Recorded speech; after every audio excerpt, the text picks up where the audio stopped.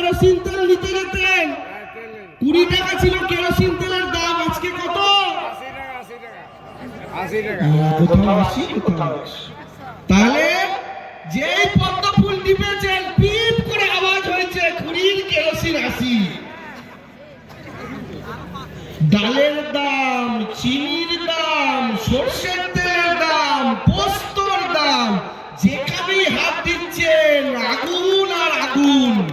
তাহলে পদ্ম ফুলে ভোট দিলে জিনিসপত্রের দাম বাড়ে। তাহলে বোঝেন মায়েরা কেন দিদিকে আবার ভোট দিতে হবে?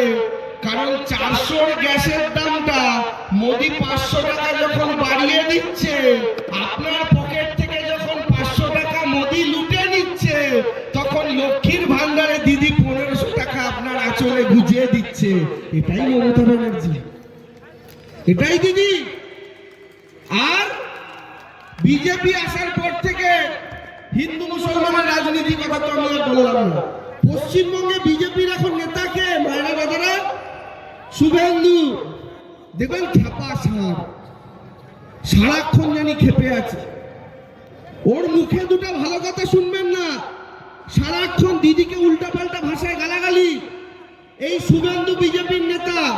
মায়েরা দাদারা ভাইরা, বিজেপির অবস্থা দেখুন। চোখ বুঝে বিজেপির যে কটা নেতাকে দেখতে পাবেন, মনে করতে পারবেন, তার মধ্যে অর্ধেকের বেশি ওরা তৃণমূল থেকে নিয়ে গেছে। শুভেন্দু, সৌমিত্র, আপনাদের বিষ্ণুপুরের এমপি, নিশীথ প্রামাণিক, শঙ্কুদেব, এই যে সজনে দাদা আমার সাথে টিভিতে ঝগড়া করে রেখেছেন, সব কিন্তু তৃণমূল থেকে যাওয়া। তা আমি বিজেপিকে জিজ্ঞেস করতে চাই, বিজেপির যে বন্ধুরা, আমি জানি এখানে মাঝখানে একজন দুজন ঢুকে আছেন, বেলিয়ামোড়ার মিটিং এ তৃণমূলের মতো লোক হলে একটু দেখে হয়তো বাবা নেতারা পাঠিয়েছে, মাঝে মাঝে ঢুকে আছেন একজন দুজন, আমি জানি।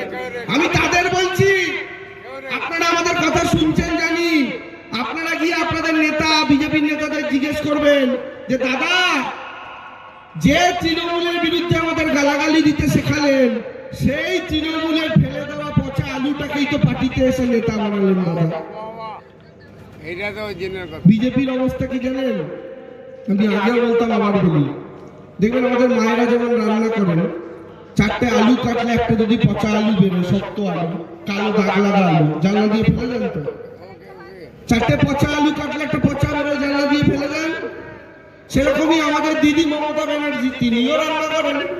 তো আমাদের দিদিও আমাদের পার্টিতে রান্না করছিলেন, 5টা আলু কাটছিলেন, একটা পচা আলু জানলা দিয়ে ফেলে দিচ্ছিলেন। 4টে পটল কাটছিলেন, একটা পচা পটল বেরোলো, জানলা দিয়ে ফেলে দিচ্ছিলেন। কিন্তু দিদি তো দেখতে পাননি, জানলার বাইরে নরেন্দ্র মোদী বাটি নিয়ে দাঁড়িয়েছিল, ওই পচা আলুকে নিয়ে গিয়ে পার্টিতে নেতা বানিয়েছে, সব কটাকে নেতা বানিয়েছে। বিজেপি তো ওইগুলোই নেতা যেগুলো তৃণমূলে ছিল পচা। তো এই যে বিজেপিকে যারা ভোট দেবেন, তারা তো তৃণমূলের এই পচা আলুগুলোকে ভোট দেবেন, এর বাইরে গিয়ে আর কি আছে বলুন তো?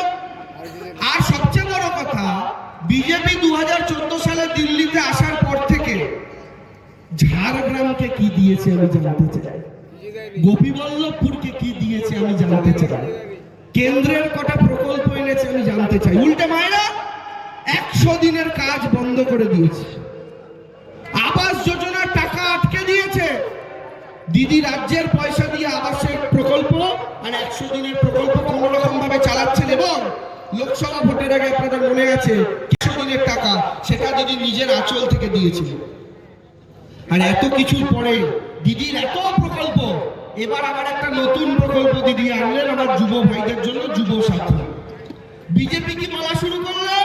বিজেপি বলা শুরু করলো দিদি তো চাকরি দিতে পারছে না, তাই 1500 টাকা করে দিচ্ছে। এটা যারা বলছে মূর্খ। কেন বলছি মায়েরা ভাইরা এখানে আছেন, আপনাদের জন্য বলি।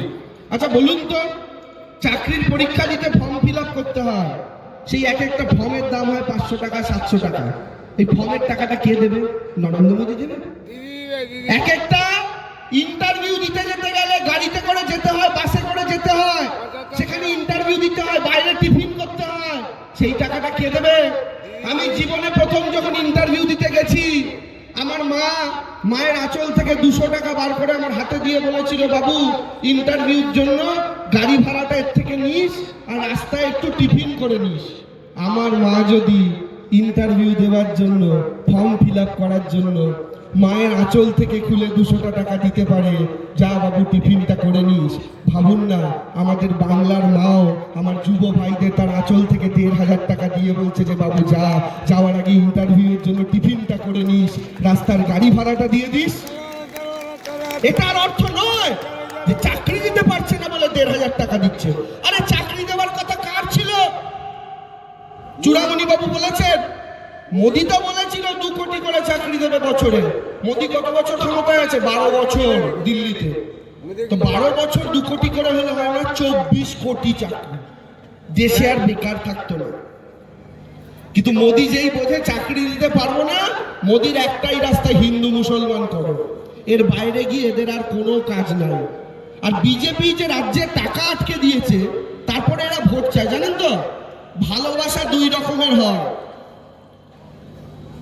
আমাদের একটা ভাই ধরুন, তার একটি মেয়েকে পছন্দ, সে তাকে গিয়ে বললো আমি তোমায় ভালোবাসি, বিয়ে করতে চাই। সেই মেয়েটা বললো না, আমি অন্য কাউকে ভালোবাসি, তোমায় বিয়ে করব না। সেই ভাইটা ঘরে দুঃখে বসে থাকলো, কিন্তু ভগবানের কাছে মনে মনে বললো, ভগবান আমি তো ওকে ভালোবাসতাম, ওকে ভালো রেখো, যেখানেই থাকুক যেন সুখী থাকুক। এটা হচ্ছে এক রকমের ভালোবাসা।